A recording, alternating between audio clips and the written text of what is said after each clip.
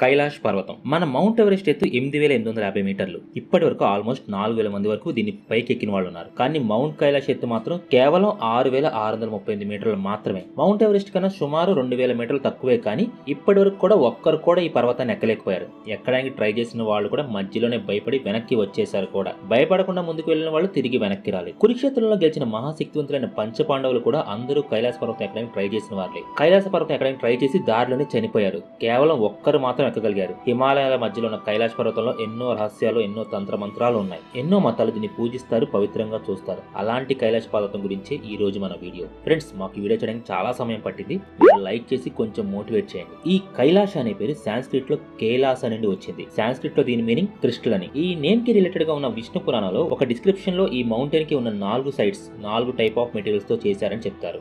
ఆ మెటీరియల్స్ వచ్చేవి crystal, ruby, gold and lapis lazuli. ఈ పర్వతం ప్రపంచం మొత్తానికి సెంటర్ లో ఉందని హిందూస్ నమ్ముతారు. అండ్ వాళ్ళ నమ్మకాన్ని సైన్స్ కూడా తోడైంది. దీన్ని అందరూ spiritual centre of the world అంటారు. ఎందుకంటే ఇది ఎగ్జాక్ట్ గా నార్త్ పోల్ కి 6,666 కిలోమీటర్ల దూరంలో ఉంటుంది. అండ్ సౌత్ పోల్ నుండి దీని మధ్యలో ఉన్న డిస్టెన్స్ 13,332 కిలోమీటర్ల దూరంలో ఉంది. ఇంట్రెస్టింగ్ విషయం ఏంటంటే 6,600 ని డబుల్ చేస్తే వచ్చే డిస్టెన్స్ 13,332. మ్యాథమెటికల్ గా ఇంత యాక్యురేట్ గా నేచురల్ గా ఒక పర్వతం ఫామ్ అవడం అనేది ఖచ్చితంగా కోఇన్సిడెన్స్ అయితే కాదు. ఒకవేళ కోఇన్సిడెన్స్ అయినా కూడా హిందువులు కొన్ని వేల సంవత్సరాలుగా ఈ పర్వతాన్ని వాళ్ళ టెక్స్ట్ లో ఇంత ఇంపార్టెన్స్ ఇచ్చారంటే వాళ్ళకి దీని గురించి తెలిసేంత టెక్నాలజీ ఉందా, ఆర్ నిజంగా ఆ కైలాస పర్వతం మీద శివుడు ఉన్నాడా? ముందు దీని హిస్టరీ గురించి తెలుసుకుందాం. ఆమె శివుని పట్ల మక్కువను పెంచుకుంది, తన ప్రేమను ఫలింప చేసుకుంది. మహాశివుడు సతిని మెచ్చి పెళ్లి చేసుకున్నాడు. కానీ దక్ష ప్రజాపతికి సతీదేవి పరమేశ్వరుని పెళ్లి చేసుకోవడం ఏమాత్రం ఇష్టం లేదు. అయినా ఆమె పెళ్లి చేసుకుంది. శివుడు ఏమీ లేని బికారిని, శ్మశానంలో తిరుగుతాడని, శరీరం మీద బూడి తప్ప మరేముండదని దక్షుడికి చాలా చిన్న చూపు. ప్రయాగలో మునీశ్వరులు జరిపిన యాగానికి అనేక మందితో పాటు దక్ష ప్రజాపతి కూడా వచ్చాడు.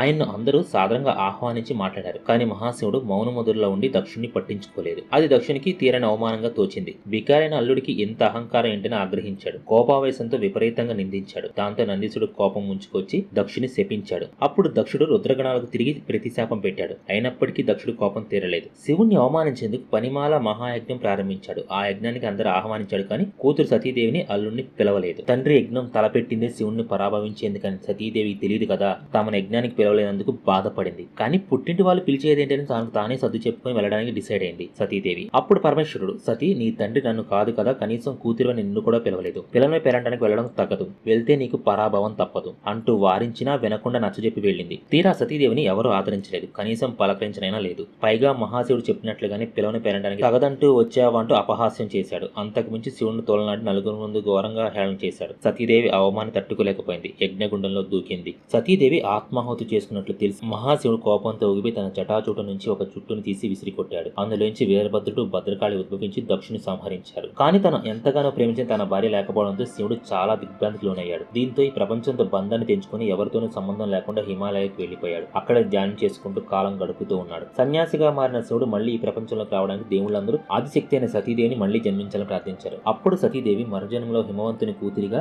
పార్వతిగా పుట్టింది. పార్వతీదేవి పరమేశ్వరుడిపై ప్రేమను పెంచుకుంటుంది. నిత్యం శివుణ్ణి పూజిస్తూ తను పెళ్లి చేసుకోవాలని తప్పిస్తుంది. అయితే ఆమె తల్లిదండ్రులు మాత్రం శివుని పెళ్లి చేసుకోవాలని అనుకోవడం తప్పని, అది జరగని పని అని చెప్తారు. కానీ పార్వతీదేవి వినకుండా శివుని కోసం తపస్సు చేస్తూ ఉంటుంది. పార్వతీదేవిపై శివుడికి ప్రేమ కలిగేలా చేయమని మన్మధుడిని కోరతారు. శివునిపై పూలబాణం వేసి జ్ఞానభంగం కలిగించాలని ప్రయత్నించగా శివుడు మూడో కన్ను తెరిచి మన్మధుడిని భస్మం చేస్తాడు. ఇంత జరిగిన తర్వాత కూడా పార్వతీదేవి పట్టు విడక మరింత ఘోర తపస్సు చేస్తారు. పార్వతీదేవి గురించి తెలుసుకున్న శివుడు కూడా ప్రేమలో పడతాడు. అయినప్పటికీ సతీదేవి తప్ప ఇంకెవరూ తన భార్య కాలేరని భావించిన శివుడు తన గురించి తానే పార్వతీదేవికి తప్పుగా చెప్తాడు. తాను దొంగ సన్యాసిని అంటూ తన మీద తానే నింద వేసుకుంటాడు. కానీ పార్వతీదేవి ఆ మాటలు నమ్మకుండా తన తపస్సును మరింత తీవ్రం చేస్తుంది. చివరికి పార్వతీ ప్రేమ కలిగిన శంకరుడు పెళ్లి చేసుకుంటాడు. అలా వేల సంవత్సరాలు తపస్సు చేసిన పార్వతీదేవిని వివాహం చేసి ఇద్దరు కలిసి ఆ కైలాస పర్వతం మీద ఉంటారని హిందువుల నమ్మకం. 2016లో నాసా శాటిలైట్ సహాయంతో కైలాస పర్వతం ఫోటో తీశారు. అప్పుడు ఈ పర్వతం పైన శివుని రూపం కనిపించింది. ఇమేజెస్ గూగుల్లో అవైలబుల్ లో ఉన్నాయి. అండ్ రామాయణంలో కూడా దీని గురించి 2 చోట్ల ఉంటుంది. ఒకటి ఉత్తరాఖండ్ పర్వత్, వాల్మీకి రామాయణంలో కూడా ఈ కైలాస పర్వతం గురించి ఉంటుంది. రావణుడు యక్షులు అండ్ రాక్షసుల మధ్య యుద్ధంలో ఉండగా రావణ పుష్పక విమానం మీద వెళ్తుండగా కరెక్ట్ గా ఈ కైలాస పర్వతం మీద రాగానే పుష్పక విమానం ముందుకు వెళ్ళలేక ఆగిపోతుంది. అక్కడికి వచ్చిన నంది ఇది చూసి శివపార్వతులు ఉన్న ప్లేస్ అని చెప్తే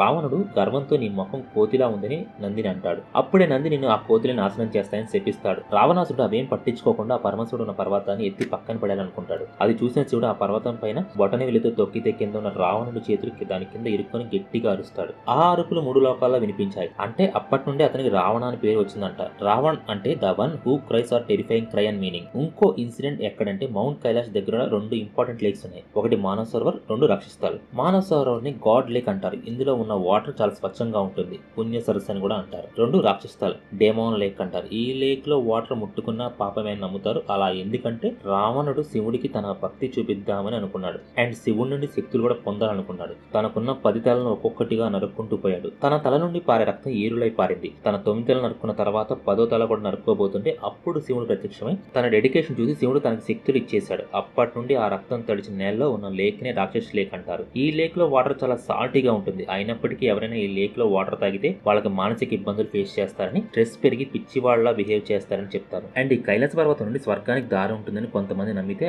ఆ కొండపై నుండి హిందూ పురాణాల్లో చూపిన శాంబల అనే మిస్టీరియస్ నగరానికి కూడా దారి ఉంటుందని ఇంకొంతమంది నమ్ముతారు. ఇలాంటి ఒక కథ మహాభారతంలో మనకు కనిపిస్తుంది. అండ్ ఆ చరిత్రలో పర్వతం పైకెక్కిన అతను ధర్మరాజుగా పిలిచే యుధిష్ఠిరుడు. కురుక్షేత్రం తర్వాత పాండవులు హస్తినాపురానికి 36 సంవత్సరాలు పాలించారు. కృష్ణుడు భూమి విడిచిపెట్టిన కొద్ది కాలానికి కలియుగం ప్రారంభమవుతుందని, ప్రపంచాన్ని వదిలి వెళ్లే టైం వచ్చిందని పాండవులు అందరూ నిర్ణయించుకున్నారు. అలా 5 పాండవులు మరియు ద్రౌపది విముక్తి మార్గానికి బయలుదేరారు. ఈ ప్రయోజనం కోసం వారందరూ స్వర్గలోకానికి దారితీసే కైలాస పర్వతాన్ని అధిరోహించారు. మొదట ద్రౌపది జారిపై మరణించింది. తన ఇతర భర్తల కంటే ఎక్కువగా అర్జునుడిని ప్రేమించడం వలన ఆమె ఇంపర్ఫెక్ట్ కాబట్టి చనిపోయింది. నెక్స్ట్ సహదేవుడు, బికాస్ సైన్స్ లో తనకున్న జ్ఞానం గురించి ఓవర్ కాన్ఫిడెన్స్ తో ఉండడం వల్ల. నెక్స్ట్ నకులుడు, అతను తన అందం మీద ఎక్కువగా ఎంతజాస్టిక్ గా ఉండేవాడు. నెక్స్ట్ అర్జునుడు, అతను తన స్కిల్స్ చూసి గర్వపడ్డాడు. అండ్ అంతేకాదు అతడు హనుమంతుడిని అండ్ శివుణ్ణి కూడా సవాల్ చేశాడు. నెక్స్ట్ భీముడు, అతను తన శత్రువుల్ని చాలా క్రూరంగా చంపాడు. సో వాళ్ళ బాధలను కూడా అనుభవించాలి కాబట్టి చనిపోయాడు. ఇలా దారిలోనే యుధిష్ఠిరుడు తప్ప అందరూ జారి పడితే ఒక్కొక్కరిగా చనిపోయారు. యుధిష్ఠిరునితో పాటు ఒక కుక్క కూడా ఉంది. అది యమదేవుడే అంటారు. ఆయనే యుధిష్ఠిరుడికి దారి చూపించి స్వర్గలోకం వెళ్లే దారి వరకు తీసుకెళ్లాడని చెప్తారు. అది కూడా కైలాస పర్వతం మీదే ఉందని కూడా చెప్తారు. హిందూ మతం ఒకటే కాదు, బౌద్ధ మతం అయితే కైలాస పర్వతం మీద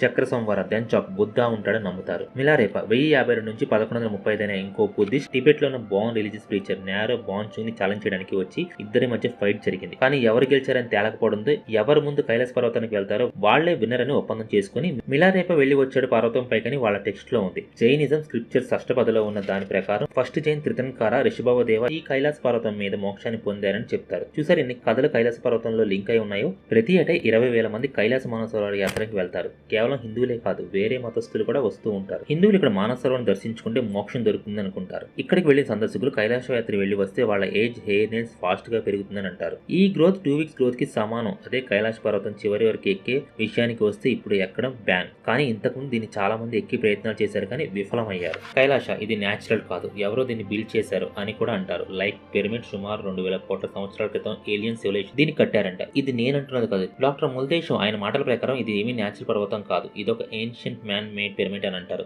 చాలా మంది కైలాస పర్వతం పైన చాలా సార్లు ఒక రకమైన ఏలియన్స్ లైక్ లైట్ స్పాట్ చేశారు. ఇవి పర్వతం వైపు మల్టీ కలర్స్ లో వస్తూ ఉంటాయని యూఎఫ్ఓ అని అంటారని హిందూ ధర్మంలో. ఈ లైట్లు బ్రహ్మ ముహూర్తంలో వస్తాయి. అంటే 3:30 AM to 5 AM మధ్యలో ఆ టైంలో ఆ దేవతలు స్వర్గం నుండి కైలాసం వచ్చి సమయం గడుపుతారని. కైలాసం డమ్మక శబ్దం విని ఇప్పటికీ జనాలు భయపడతారు. రాత్రి సమయంలో డమ్మకం శబ్దం వినిపిస్తూ ఉంటుంది. దీంతో పాటు ఓంకారం కూడా వినిపిస్తుందంటారు. శివుడు ఎప్పుడైతే డమరు వాయిస్తాడో అప్పుడే తాను మొత్తం సృష్టిని నాశనం చేయగలడు. కైలాస పర్వతం the source of nuclear power. చాలా మంది ఎక్స్పర్ట్స్ చెప్పేదాని ప్రకారం కైలాస పర్వతం నుండి వచ్చే శబ్దాలు ఏలియన్స్ అంటారు. ఆ సొసైటీ ఇప్పటికీ కైలాస పర్వతం పైన నివసిస్తున్నారని, ఈ కైలాస పర్వతం మిగతా పర్వతాల కంటే వేరని చెప్పడానికి ఒక గట్టి రీజన్ ఉంది. అదే ఈ మౌంటైన్ దాని పొజిషన్ ని చేంజ్ చేస్తుంటుంది. చాలా మంది క్లైంబర్స్ నోటీస్ చేశారు. వాళ్ళు ఎన్నోసార్లు దాని ఎక్కాలని చూసినా అది దాని పొజిషన్ ని మార్చుకుంటుంది అంట. అలాగే ఎక్కే వాళ్ళు వెళ్లిన దారిని మర్చిపోతారు. తిరిగి అక్కడికే వచ్చేస్తారు. ఎంతమంది ప్రయత్నించినా వాళ్ళు దీన్ని ఎక్కలేరు. హిందూ ధర్మంలో ఆ పరమశివుడు వాళ్ళ దారి ఆపుతాడు. మన కర్మ సుధంగా లేకుంటే వాళ్ళు పైకి చేరలేరు. ఇలాంటి పర్వతం ఎక్కడం ప్రమాదం అని చైనా దీన్ని బ్యాన్ చేసింది.